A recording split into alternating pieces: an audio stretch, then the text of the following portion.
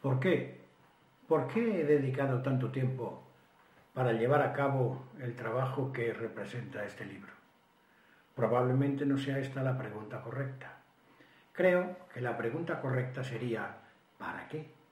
Me explicaré. A la edad de 14 o 15 años hice mi primer intento de leer la obra considerada como la más importante de la literatura en español, algo con lo que ahora estoy totalmente de acuerdo, y una de las más importantes de la literatura universal, más que por mi propia iniciativa, por consejo y alguna presión del profesor que entonces tenía. Pero el intento resultó fallido, porque los obstáculos que encontraba según deslizaba mi vista por las líneas del libro eran insuperables.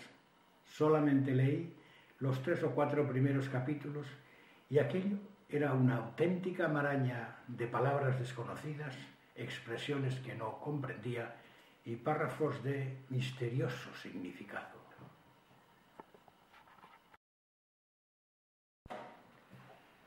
Tropezaba con palabras tales como aína, enjalma, pésete, bizma, sinabafa, zaque, pelaza, yangüeses, cordal, camaranchón, que no tenían ningún significado para mí. También con expresiones tales como sin más cala y cata, hacer un rimero dellos, nos ha de sudar el opo, albanega de fustán, los demás días se los pasaban en flores, que tampoco me decían nada, y para colmo, párrafos como estos. Eso juro yo, dijo Sancho, para el puto que no se casare habiendo el gaznatico al señor Pandailado, pues monta que es mala la reina, así se me vuelvan las pulgas de la cama, o esta otra. Ay, señor, señor, y como hay más mal en el aldehuela que se suena, con perdón se ha dicho de las tocadas honradas. Y también, no te dé pena eso, señora mía, respondió Leonela, que no está la monta ni es causa para mengua de la estimación darse lo que se da presto, si, en efecto, lo que se da es bueno y ello por sí digno de estimarse. Ejemplos como estos los hay a cientos en el libro.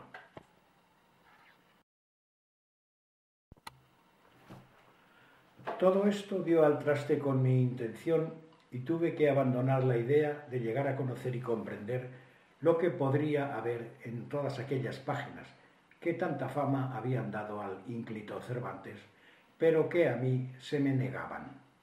A priori podría parecer que la imposibilidad de leer el Quijote fuera consecuencia de que yo tuviera poco hábito de tal actividad, pero no era así, porque en esa época de mi vida leía autores tales como Rudyard Kipling, Shakespeare, Fanny Bray, Agatha Christie, Kafka, Julio Verne, Alejandro Dumas, Espronceda, Knut Hamsun, Rosalía de Castro, Becker, Jorge Manrique y otros.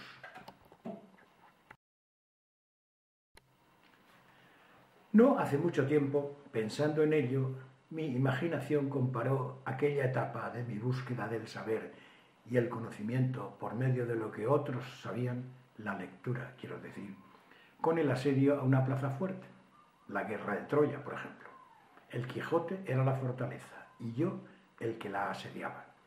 Mi manera de leer y la penetración en lo que leía, que habitualmente me introducía profundamente en la trama o escenario del relato, estaba ausente en el caso del Quijote. Me resultaba imposible mantenerme en la historia que estaba leyendo porque cuando parecía que había entrado en la fortaleza, alguna palabra, expresión o impenetrable párrafo me expulsaba de ella.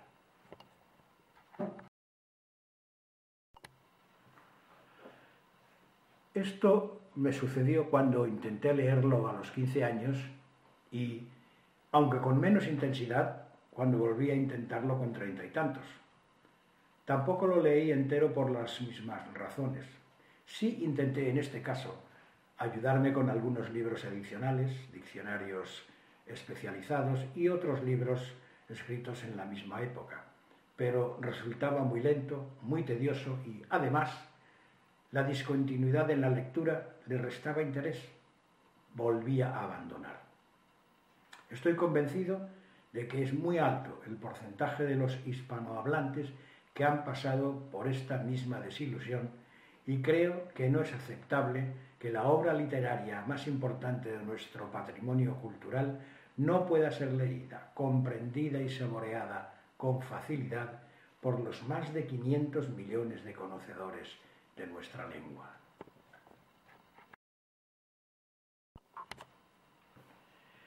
Y así, palabras estas, modo y estilo, que aparecen infinitas veces en la obra de Miguel de Cervantes, hace algunos años decidí que tenía que resolver el problema. ¿Y qué hice? Olvidarme del tiempo que necesitaría para leerlo e interpretarlo, acudiendo a todos los medios que hubiera a mi alcance para traducirlo, lo que creo haber conseguido adaptando el texto original de Cervantes sin alterar el fondo y conservando al máximo el estilo, a un texto perfectamente comprensible por cualquiera de los que tenemos el castellano como lengua materna y también por cualquier hablante de otras lenguas que haya aprendido la nuestra. Y en respuesta a la pregunta inicial, diré que lo he llevado a cabo para que todo el que lo desea pueda disfrutar de su lectura como lo he hecho yo.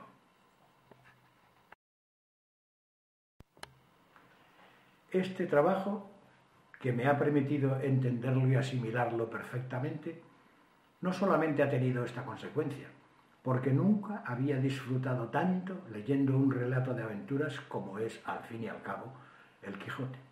De hecho, no recuerdo haber leído en mis bastantes años de vida una historia tan ingeniosa, tan variada, tan absorbente, tan interesante, tan hilarante, tan inteligente, tan reflexiva y tan sorprendente como es la magnífica e incomparable obra de don Miguel de Cervantes. Es mi intención continuar con la segunda parte de la obra, que espero esté lista después de no sé cuántos meses, lo que permitirá, junto con esta primera parte, que a nadie le ocurra lo que a mí.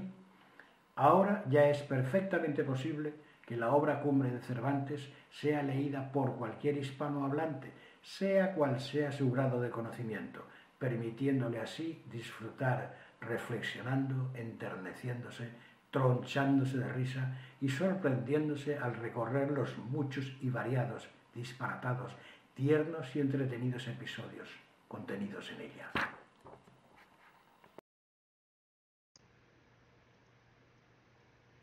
Este trabajo se presenta en dos versiones. Una de ellas contiene el texto adaptado al castellano actual.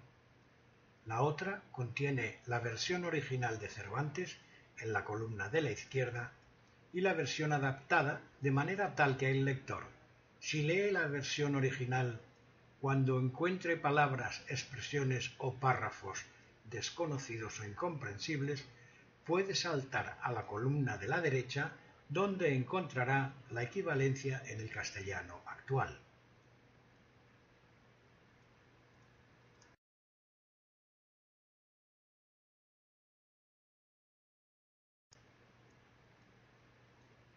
Estos libros se pueden encontrar en la página www.fpmbooks.com.